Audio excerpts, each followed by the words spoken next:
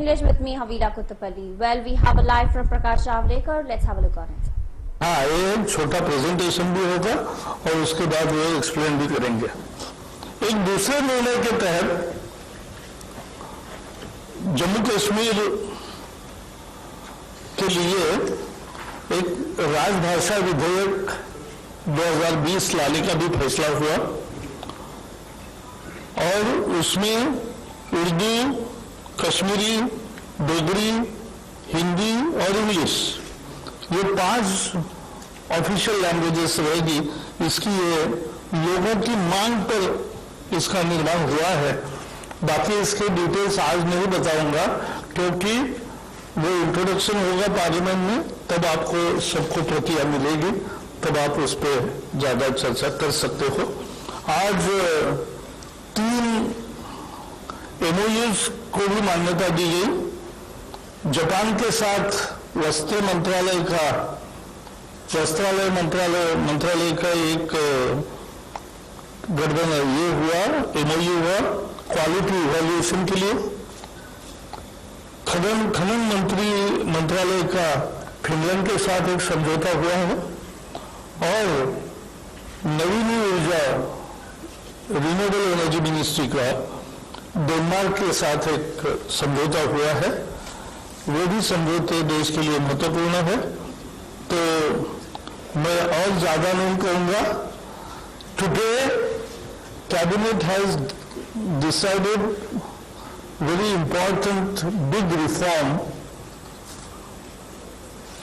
It decided on one big reform in form of national recruitment agency in the last cabinet, which was appreciated by all over the country, one and all. Now, that was a pre-recruitment reform. Now this is a post-recruitment reform, where the opportunity to officers and employees will be given to improve their own performance on a continuous basis, and where this will be called as a Karma Yogi scheme, and that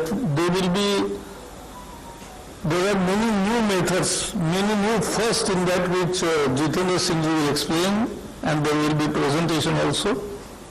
But I can say that with this big reform, people would get the officers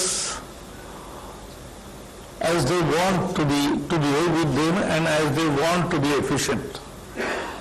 There are many good officers, but everybody can take benefit of the scheme and improve his own efficiency. This is the biggest human resources development program in the government, and that is the first decision.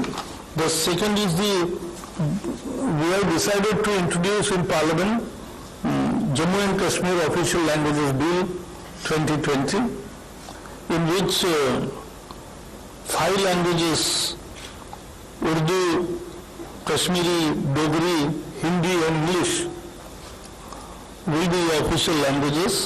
This has been done based on the demand by the people. And the third is the 3 MOUs, one with Japan, Textile Ministry's quality evaluation method. With Finland, the mining ministry has done one MOU, and with Denmark, Ministry of New and Renewable Energy has done this. So, over to Jitendra Singh. I invite Secretary. First, there will be presentation. Thank you very much, sir. Respected dignitaries on the dais and friends, this is a presentation on the mission Karma Yogi for the nation. Let me start by telling you what is the vision of our government on how a civil servant should be. It is imagined that the civil servant of today, in order to meet the challenges of the world as well as the society, will have to be imaginative and innovative. उनको कल्पनाशील एवं नवाचारी होना पड़ेगा. Proactive and polite, सक्रिय एवं सरल होना पड़ेगा. पेशेवर एवं प्रगतिशील, that is professional and progressive. Energetic and enabling, ऊर्जावान एवं समर्थकारी. ट्रांसपेरेंट एंड टेक एनेबल्ड, पारदर्शी एवं तकनीकी युक्त. कंस्ट्रक्टिव एंड क्रिएटिव, रचनात्मक एवं सृजनात्मक. This is the vision of the civil servant of tomorrow. Next, please. Now, when we look at the present situation, there are diverse and fragmented training landscape. Now, this has led to an evaluation of departmental level thinking and has prevented shared understanding of India's development aspirations. It is also, there are inconsistencies in the training priorities, competency, and the pedagogy used by various training institutions in various departments and ministries. There is a lack of common platform and barriers to exchange of knowledge. There is a lack of lifelong and continuous learning environment. एक बार training हो जाता है, बीच बीच में कुछ courses किए जाते हैं, लेकिन एक लाइफ लॉन्ग लर्निंग का जो माहौल है वो आज की स्थिति में मौजूद नहीं है. And there is redundancy and duplication of efforts. वही सब्जेक्ट जो पढ़ाया जाता है डिफरेंट ट्रेनिंग इंस्टीट्यूशंस में, वो अलग अलग तरीके से होता है और इसमें काफी रिडंडेंसी होता है, तो common shared knowledge and faculty नहीं है. Next please. So this Mission Karmayogi looks at a new national architecture for civil services capacity building. It's a comprehensive reform of capacity building. It focuses not only on the individual capacity building, but on the institutional capacity building and also on the process. अर्थात at the व्यक्तिगत level, संस्था के level पे और प्रक्रिया के level पे पूरा एक पूर्ण प्रोग्राम है जहां पे तीनों पे ध्यान दिया जा रहा है. इस पे विशेष बात यह है कि at the top there will be a PM HR council जो will consist of national and international experts under the chairmanship of the honourable prime minister who will oversee the entire capacity building exercise. It is also envisaged that a separate commission will be set up. An expert body will be set up, which will be called the Capacity Building Commission, which will harmonize the standard training standards. It will create shared faculty and resources. It will also have a supervisory role over all training institutions so that there is a common understanding of India's aspirations, development goals, national priorities, etc. So there is a common approach to problems that face our country. It is also proposed to set up a SPV, a company, which will manage all the digital resources and also create a marketplace for content. The best content of the world will be available on a digital platform, and this will be made available across the government to all levels within the government. It is not restricted only to the higher civil services or to certain ranks or levels. It is open to anyone who enters government service, and they can onboard themselves and get the best of courses from across the world. Also, they would be trained on their own areas of domain. So, mission Karmayogi का भविष्य के लिए civil सेवा का निर्माण सही दृष्टिकोण, कौशल और ज्ञान निहित नव भारत के सपनों के अनुरूप ये इसका गठन हुआ है. ये दक्षता आधारित क्षमता विकास पे बल देता है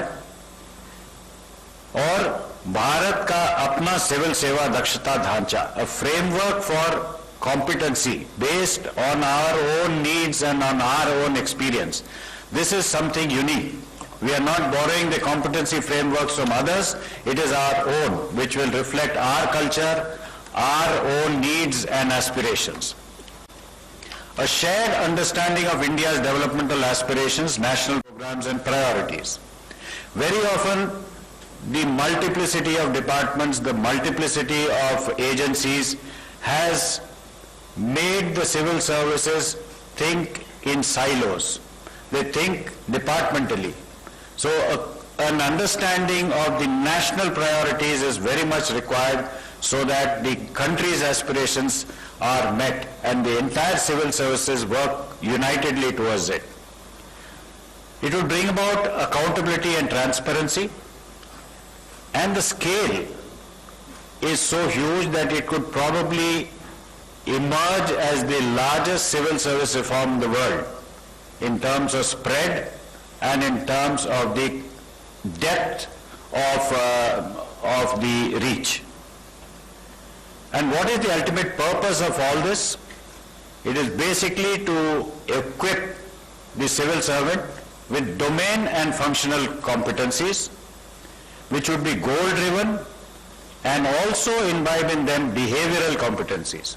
ये नहीं कि only subject matter पे उनको competencies बढ़ाई जाएगी, लेकिन उनका जो behavior है और functionally उनको काम करने के लिए, अच्छी तरह से काम करने के लिए जो competencies उनमें, क्षमता उनमें होनी चाहिए, ये भी through the latest methods उनको दिया जाएगा. Ultimate aim being that the common man, his ease of living should improve, the ease of doing business should improve, and the gap between the citizen and the government should also come down, and we should be able to function at the highest level of efficiency to deliver these three major goals, that is ease of living, ease of doing business, and citizen-centric. Next, please. So there are key program components over here. The first is a shift from rule to role. So far the training has been on the various rules and regulations. Now each and every role in the government has been identified. Each role is divided into functions, activities, and each of these activities there is a competency level which is to be determined. So we are shifting, this is the fundamental shift from rule to role. So every role in the government, whether I am serving as an assistant section officer in charge of a particular section, what is my role there? What functions are to be performed in that role? To perform those functions, what competencies do I require? These competencies are further divided into what are the domain competencies that I require, what are the functional competencies I require, and what is the behavioral competencies that I have to acquire in order to function in that particular role. This is something which is a fundamental shift from the existing system. Secondly, we are making available an iGOT Karmayogi platform, which is a digital platform, which is completely Indian, and it would give the learning content from across the world and also our own learning content, so that we learn from the best of the best in the world, at the same time remain firmly rooted in our own culture. Enabling policy framework. Now this entire thing, since it is an electronic platform, it feeds back into the career profile of every civil servant, and therefore would actually help the civil servant in planning one's own career as well as progress in the career. HR management, we are thinking of delivering, as I said, the right competencies at behavioral and domain and functional level, and a continuous performance analysis. It is not that once in a while they are trained. It's a lifelong training process, and this data is continuously available and enriching the profile of the civil servant so that he can progress further in his career. There is a complete, credible and autonomous institutional framework which has been set up, which I'll come to a little bit later in my next slide. Next, please. So this is the institutional setup which has been proposed. At the top will be the Prime Minister's HR Council. This will consist of the Honorable Prime Minister, ministers of the Cabinet, plus international and national experts.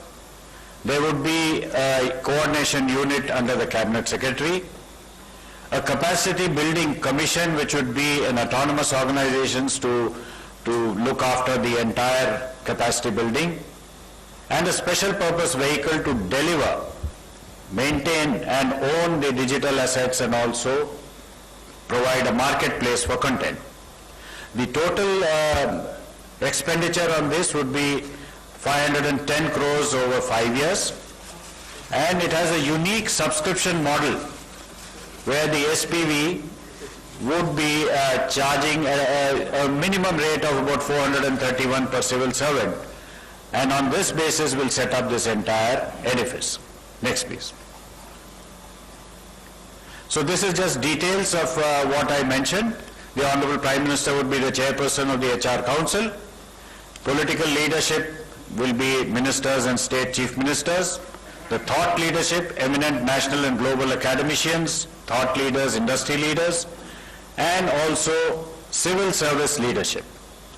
And the main function of this would be it would be an apex body, driving and providing strategic directions to the program, approve and monitor civil service capacity building plans, review reports submitted by the Capacity Building Commission.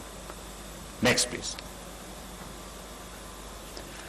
The Capacity Building Commission, this is a unique formulation where there would be an autonomous organization with a mandate of driving standardization, harmonization and shared understanding of capacity building activities, create shared learning resources, define templates for annual capacity building plans, functional supervision over the central training institutions of the central government. All training institutions of the government will come under the functional supervision of the Commission. This would set norms for common mid-career training programs. Now the mid-career training programs are largely within the services or within the departments. What is envisaged is cross-cutting immersions and training programs which would involve people from various services who will come together to understand about the common goals of the government, the common aspirations that are shared among everyone. Analyze learning related data from the IGOT platform and prepare the annual State of Civil Service report. This is again a unique feature, that the state of the civil services, there would be a report which would be annually presented to the PM's HR Council. Next, please.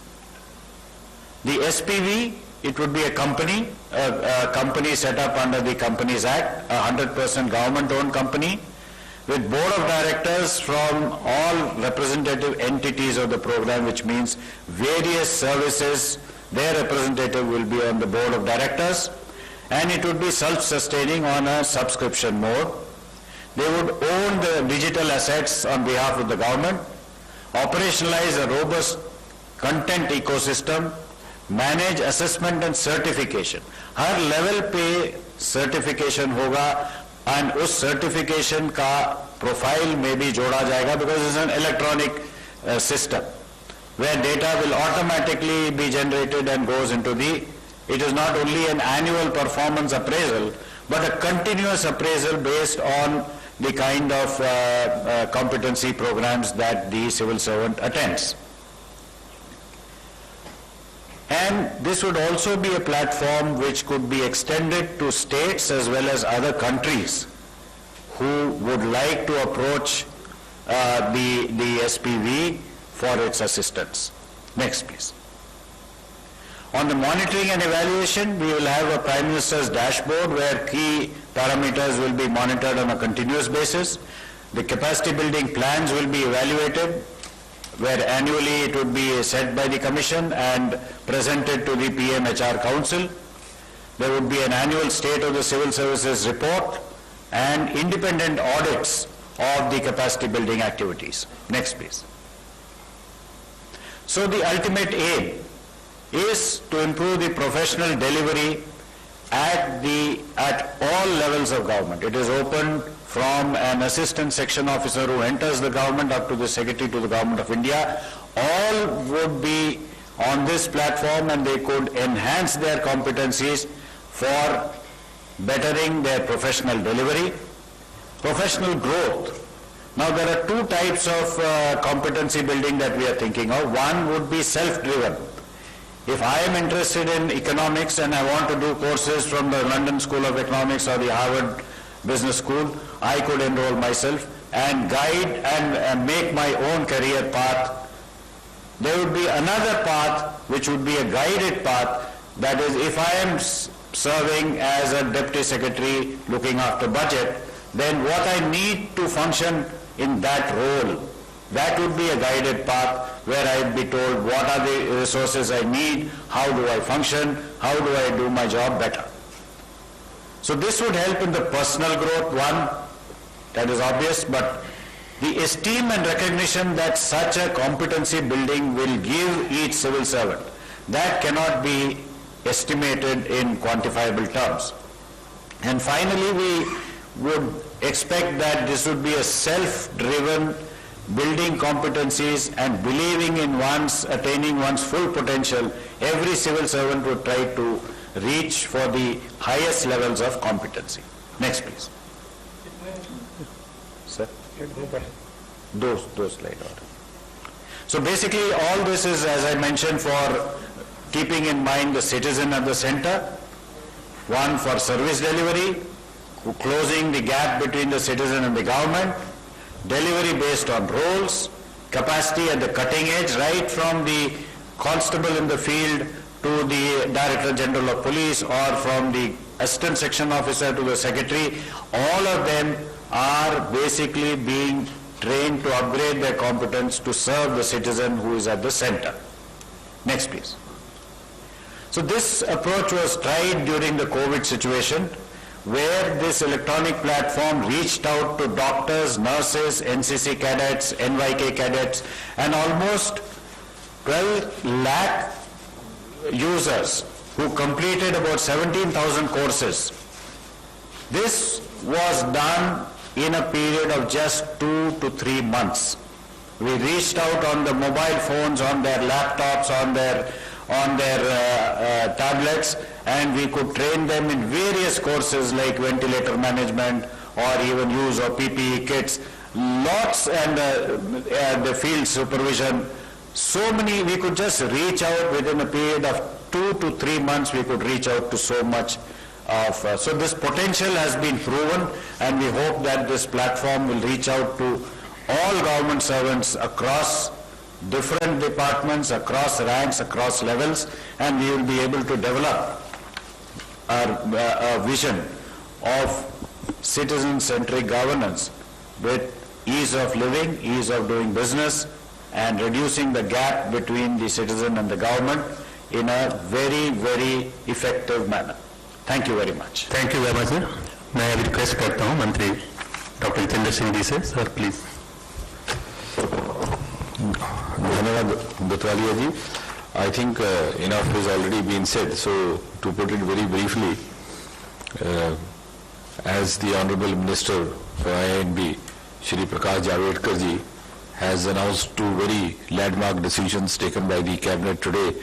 So I would just, in a single sentence about the other decision, thank the Honorable Prime Minister for having given the consent for both these decisions. The first one, as was mentioned by Shri Javadekar ji, the inclusion of Dogri, Hindi and Kashmiri in addition to the other two existing languages as official languages for the Union Territory of Jammu and Kashmir. I would just suffice in saying that it is not only a fulfillment of a long pending public demand of the region, but also in keeping with the spirit of equality which ushered after the 5th of August 2019. So having said that, coming to the Mission Karmyogi, the other decision, also with the personal intervention and encouragement from Prime Minister, if you ask me to simply put it in a single sentence or try to translate into some kind of a definition, because you've already gone through a very elaborate PPT presentation, I would say Mission Karmyogi is an endeavor to reincarnate a government servant into an ideal Karmyogi to serve the nation, by enabling him to be creative, to be constructive, to be proactive, and technically empowered. And the endeavor is also to end the culture of working in silos, as was being mentioned, and to overcome the multiplicity of training curriculum which we have because of the institutions spread all over the country, with the introduction of a common platform for uniform realization of nation's vision, uniform realization of our shared aspirations, of our shared future goals. And this way it will provide a mechanism for continuous capacity building, a constant updating of the talent pool, and also provide an equal opportunity of professional as well as personal growth and esteem of self-training for value addition at all levels. And I'll just take 2 minutes to make a reference which has a strong bearing to the making of this decision. This thought process had been going on for quite some time, but incidentally it was on the 27th and 28th of October 2017 when Shri Narendra Modi came over to Lavasana Academy in Mussoorie, and it was after 42 years that Prime Minister of India was visiting the academy. So suddenly there was a realization among the faculty, among the professionals, among the trainees that the curriculum and the syllabi and the training programs were in the priority of the Prime Minister. And he stayed there for 2 days, interacted with the trainees, interacted with the faculty, and in the course of his interactions, what came out very significantly prominently was his emphasis on ending the culture of silos, to bring out a new work culture for the strengthening of government institutions and for the individual capacity building of each of the government functionaries, which would ultimately end up in the cumulative capacity building of the entire government machinery. And from there onwards, last year we first time experimented with this. We called this program Arambha, because that was the Arambha. So for the first time in Mussoorie, earlier we used to have just 3 or 4 services. We had about more than 20 services doing a common foundational course, which concluded in the month of October. And symbolically and also significantly, it concluded at Gujarat, at the site of the statue of Sardar Patel. And the valedictory program happened on the 31st of October, which is also Sardar Patel's day, and it was addressed by Prime Minister Modi. And thereafter, a lot of brainstorming has happened, and now we have arrived at this. As I said, this would be, because I won't take long, just to give you a comparative tabulation, I would say, कि पहले क्या था और अब क्या होगा. Earlier it was rule specific. नियम बने हुए थे, अधिकारी की नियुक्ति की जाती थी, सब वहाँ कर. Now it will be role specific, because you have all the data, and you have the अधिकारी who is also equipped to take up that role. दूसरा, earlier either there was no institutionalized capacity building mechanism, और था भी तो अधूरा था. Now you have an institutionalized capacity building. पहले